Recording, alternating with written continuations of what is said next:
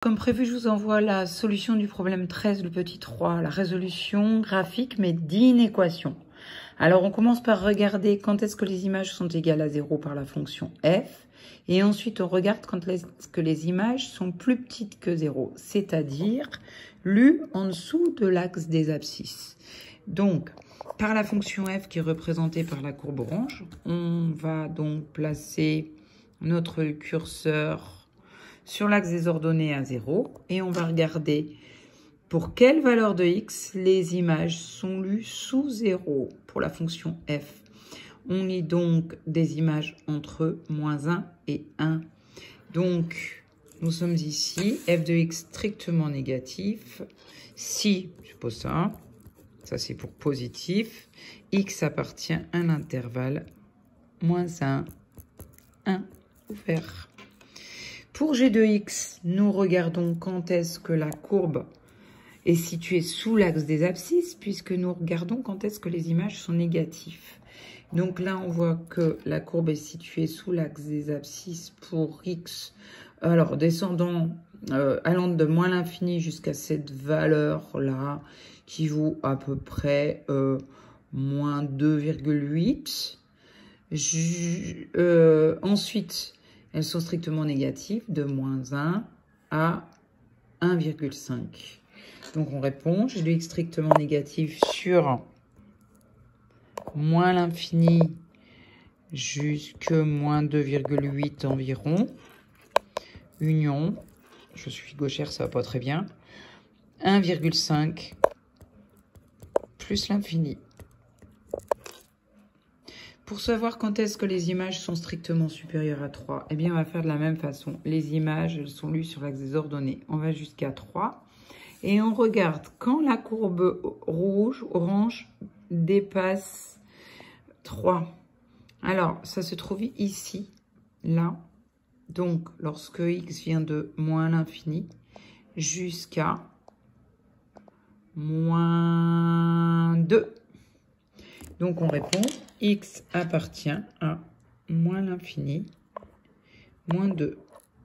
Et comme c'est strict, on ouvre de chaque côté.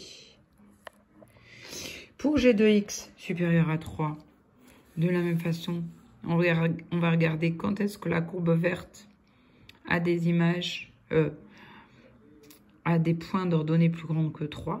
Alors, ça se passe à peu près, ça se passe ici, à partir de x égale 1. Donc, pour tout x supérieur à 1. Donc, de 1 jusqu'à plus l'infini. Et on ouvre de chaque côté parce que c'est strict. Alors, ici, c'est un petit peu différent. f de x inférieur ou égal à g de x, il faut regarder quand est-ce que les images par f sont en dessous des images par g. Donc, on va regarder quand est-ce que la courbe orange est en dessous de la courbe verte. Alors, elle est en dessous de la courbe verte ici. Là, elle repasse au-dessus, la courbe verte qui est en dessous. Et là, elle est en dessous de la courbe verte aussi. Donc, il faut lire les valeurs qui sont là. Alors, f de x égale à g de x déjà ici. Pour x égale -2. Pour x égale -1.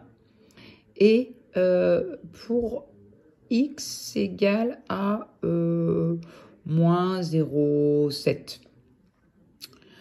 Plus 0,7. Donc, la courbe rouge est en dessous de la courbe verte si x appartient à l'intervalle -2 jusqu'à -1.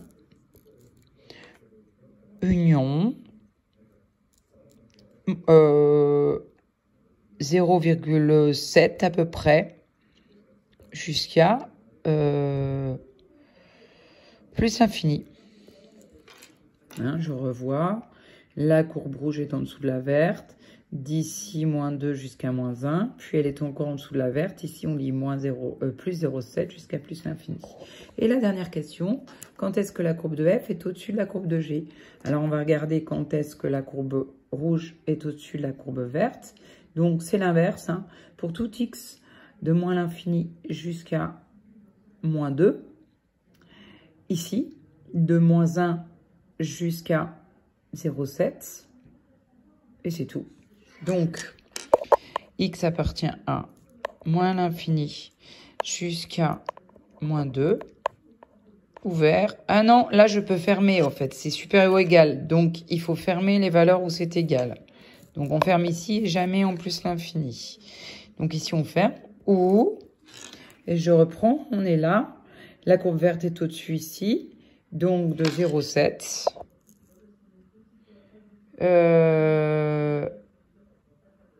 Non. La courbe de F est au-dessus de la courbe de G. Hein. Oui. Ici, de moins 1 jusqu'à 0,7. Donc, moins 1 compris. Là, les deux images sont les mêmes. Jusqu'à environ 0,7 compris. Voilà.